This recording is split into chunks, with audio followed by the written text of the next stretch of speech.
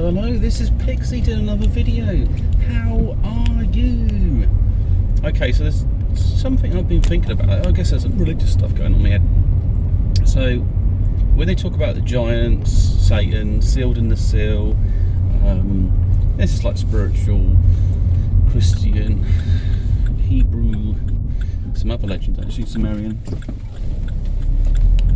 The thing is, when we talk about giants, it could be that these giants, I mean, obviously we say they're not human, and we say, oh, they're alien, but maybe nobody has ever thought about. And also with things like titans, we haven't thought that possibly that they could be machines, and that they could be like a robotic construction of some kind, or an entity that's like Archon almost in design. It could be that these beings have been sealed somewhere. And also floods and water, you could damage them with water. They could be electrical. And if you think about like Elohim, you know, it can easily go as a kind of robotic thing, or it could be the explanation of the noise they're making. It could be like a plasma, a generator inside them. So there could be all sorts of things with technology, because that's the bit that's missing out. And the Bible in itself, it's hiding information that's hidden away in there, and I can understand as well why you would do that.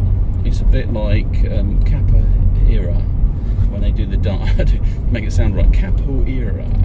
When they do the dances, that the idea is that it was a way to resolve conflicts through moves, and because they couldn't fight directly, outsmarting the opponent in that kind of situation, or maybe you would give them a slap or whatever hidden within that, was just that kind of, it was hidden knowledge within it, basically. That was the idea of it. Not that I practice that particularly, but I understand where that's come from.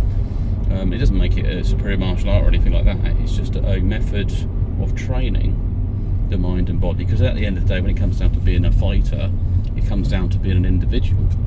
Because some people can't commit themselves to go beyond certain points, or maybe they're using that art form for some other reasons, like brain training or something. Like Tai Chi, you can't go around defeating people with Tai Chi, not unless you make some sort of an iron style, and you'd have to train the hell out of it. And you still have to have the fundamentals of punching and hitting, but you might have to do like train in the sea, train with a lot of resistance, so that your body's strong, but you still need to employ certain tactics within that. But anyway, let's go back to the giants. I think, you know, technology, being sealed in somewhere for 1,000 years, you know, they could be, and also the idea of pyramids with power stations. So what on earth are they doing? I mean, they could be charging up energy. There could be a lot of things there that we're just not aware of, and if it is, it could be underground. So then you've got to think about something. So it might be like some sort of synthetic overlord of some kind, some organic machine that had been that probably its design was to help improve the inhabitants, but in time it became to help genetically alter them. And maybe there's that kind of, well, can machine and man become one? There's the questions that people ask and want to find out. So it's interesting. I was on my brother's VR. My body's still aching because I had to move different ways. I can see how that's going to explode in the future. And I mean, you know, so it depends on your investment time frame if you want to get more VR. But definitely in the 10 years, it's going to be pretty crazy. You might, like my glasses, I might be just press a button, I can see the internet in one of these things, or I can just talk and I'll get information. I'll be saying, oh, I need a map of this road, and I might see a map on there. Because, well, the thing is, you can function with one eye, and the other eye does, it can have information in an overlaid fashion. So there's lots of technology out there.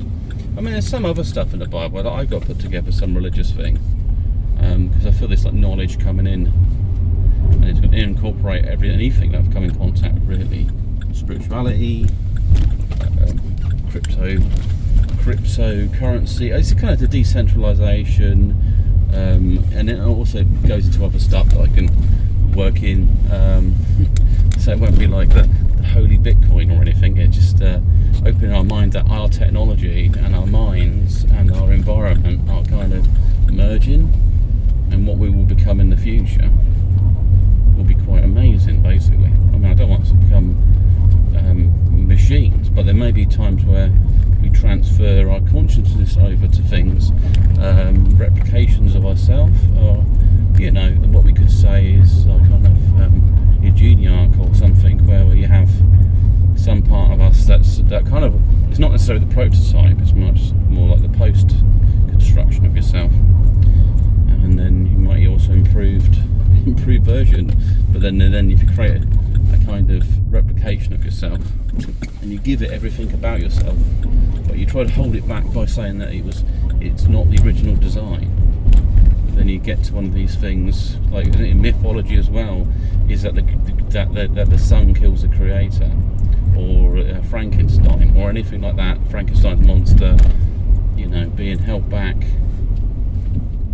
yet created to be better, or having a capacity to be better, and pushing beyond their borders. You know, it's that kind of thing. Yeah, it's going to be quite an interesting ride, but definitely technology of the ancients. You know, anything referring to technology. We've got spacecrafts, we've got flying Pegasus in the Quran. We've got all sorts of things there, angels. I mean, if you look at them, they've got bloody big wings on their back. Maybe they're jetpacks because they're actually built into their bodies.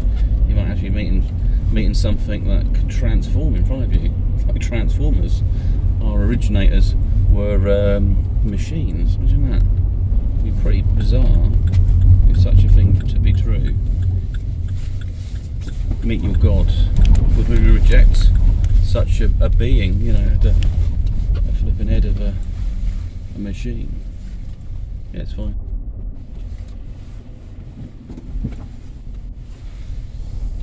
I just learned some bye-bye.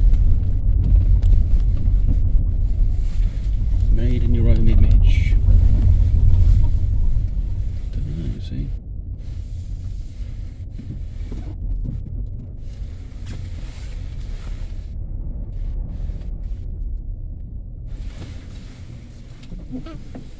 Anyway, let's pick this sign off. Have a great one, and speak to you soon, and a happy new year. Bye.